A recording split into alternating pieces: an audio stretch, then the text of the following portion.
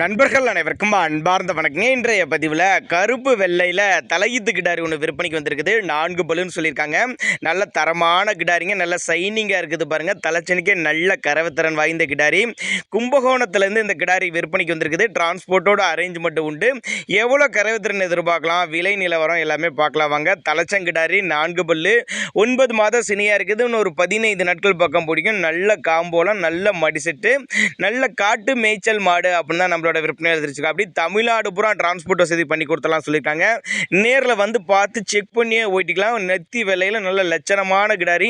சின்ன பையன் தான் ஹேண்டில் பண்ணுறேன் பாரு. ஆண் பெண் யார் வேணாலும் படிச்சுக்கலாம். நல்ல பொறுமையான குணம், காட்டு மேய்ச்சல் கிடாரி அப்படின்னா நம்மளோட விற்பனை எழுதிருச்சு. அப்படி கும்பகோணம் தாலுகாலேருந்து விற்பனைக்கு வந்திருக்குது.